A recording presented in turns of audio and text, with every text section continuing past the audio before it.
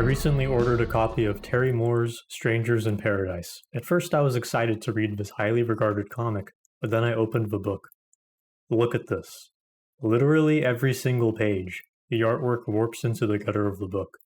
The entire time I would be reading this book, I'd be trying to flatten out the spine, prematurely aging it, so that I could understand what was going on in the story. If I knew the book was like this, I wouldn't have bought it.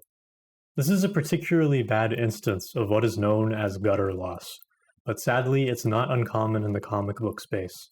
I'm sure you own a lot of books with gutter problems. Here are a few more from my own collection. Notice how the artwork goes all the way into the gutter in many of these books. It would be a lot better if they just added a little more space towards the gutter in order to add some breathing room. A lot of comic book trades have a weird obsession with using the same dimensions as comic pamphlets. Comic pamphlets don't need to worry about gutter problems, because they're stapled and can lie perfectly flat, whereas comic trades use square-bound spines. Even though all of these books are from different publishers, they have the exact same dimensions, regardless of how thick or how many bleed panels are used in the original artwork.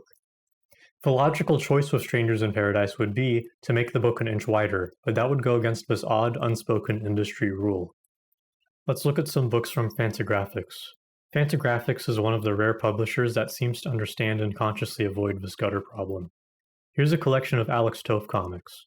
And here's a collection of Jack Kirby and Joe Simon comics. Both of these books are wider than standard comic collections.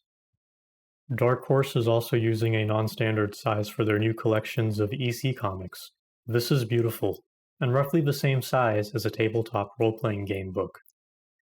It's worth mentioning that the tabletop gaming space got the memo about gutter loss years ago. Almost everyone designs their books with a 1-inch gutter margin. The thing that's really appalling is that Marvel clearly is aware of this issue, because the old Marvel Masterwork collections are wider than normal comic trades. Marvel had the right idea whenever it was that they printed this old collection of Venom comics, which is also wider than normal. It's worth mentioning that this gutter problem also ruins 2-page spreads. Let's see how they handled this all the way back in 1978. Just a little bit of white space.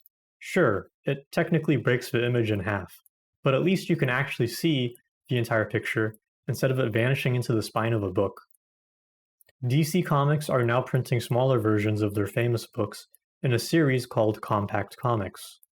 This is part of an attempt to reach new readers with a budget format, and so surely they've made these books proportionally wider to avoid any gutter problems, right? This might be the first time someone reads an American comic book.